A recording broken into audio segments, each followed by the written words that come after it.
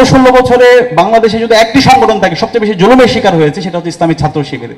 তৈরি হবেন, এই তৈরি হওয়া শুধু নিজের জন্য হলে হবে না, এই তৈরি হওয়াটার আপনার পারপাস থাকতে হবে। ধরেন আপনার পারপাসটা এমন হলো যে আমি ব্যবসায়ী হব, উদ্যোক্তা হব, এবং এই উদ্যোক্তা হয়ে আমি বাড়ি করব, গাড়ি করব, গুলশানের ফ্ল্যাট কিনবো, এরপর হচ্ছে আমেরিকাতে অথবা হচ্ছে কানাডাতে আমি সেটেল হব। এই যদি আপনার নিয়ত থাকে, তাহলে আপনি ব্যবসায়ী হন, উদ্যোক্তা হন, যাই হন, এটা হওয়ার মাধ্যমে এই মানবতার মুক্তি হবে না, এই জাতির মুক্তি হবে না। আমরা বিগত ফেস্টিভ্যালে আমরা দেখতে পেয়েছি এই ধরনের বড় বড় ব্যবসায়ী হয়েছে। দরবেশ বাবারা চিনেন না, যে আজকে দেশ থেকে পালাইছে, বড় ব্যবসায়ী ছিল, হাজার হাজার কোটি টাকা লোপাট করছে, তাদের মাকসাদটা কিন্তু এটাই ছিল। কিন্তু এই ধরনের উদ্দেশ্য থাকলে হবে না, আপনার মূল উদ্দেশ্য থাকবে এই অঞ্চলের মানুষের মুক্তির জন্য কাজ করা, যে কাজটা ইসলামী ছাত্র শিবিরের প্রতিষ্ঠাতা সভাপতি শহীদ মীর কাসেম আলী করেছিল। ওনার নাম কি আপনারা জানেন? শহীদ মীর কাসেম আলী সম্পর্কে একটু জানবেন। তিনি ইসলামী ছাত্র শিবিরকে প্রতিষ্ঠা করেছেন। ছাত্র শিবির প্রতিষ্ঠা করার পরে সারা দেশব্যাপী ছাত্র শিবিরকে ছড়িয়ে দিয়েছেন। এরপর অসংখ্য প্রতিষ্ঠান তিনি করেছেন।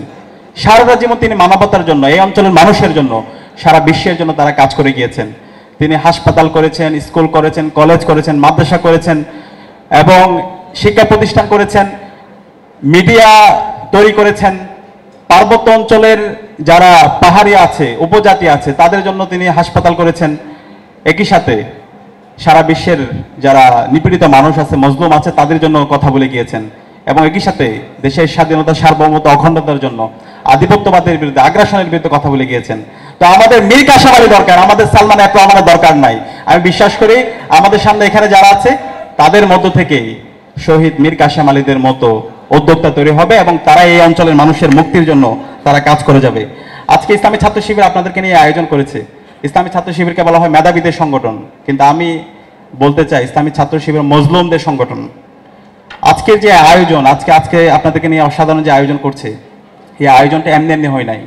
এই আয়োজন হওয়ার পিছনে অসংখ্য মানুষের স্যাক্রিফাইস আছে। আজকে বাংলাদেশের আজাদির পেছনে ইসলামী ছাত্র শিবিরের শত শত ভাইয়ের তাদের লাইফ উৎসর্গ করেছেন, শহীদ হয়েছেন, হাজার হাজার ভাই পঙ্গু হয়েছেন। আমাদের ইসলামী বিশ্ববিদ্যালয়ের এখন পর্যন্ত 2 জন ভাই, ওয়ালিউল্লাহ মুকাদ্দিস ভাই গুম অবস্থায় আছেন।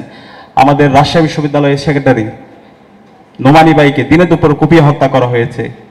আমাদের চট্টগ্রাম বিশ্ববিদ্যালয়ে মুজাহিদ ভাইকে, সাকিব ভাইকে হত্যা করা হয়েছে ছাত্রলীগের সন্ত্রাসীরা, দিনে দুপুরে কুপিয়ে হত্যা করেছে।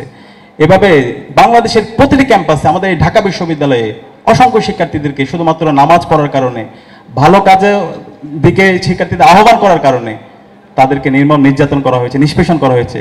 গত 16 বছরে বাংলাদেশে যদি একটি সংগঠন থাকে সবচেয়ে বেশি জুলুমের শিকার হয়েছে, সেটা হচ্ছে ইসলামী ছাত্র শিবির।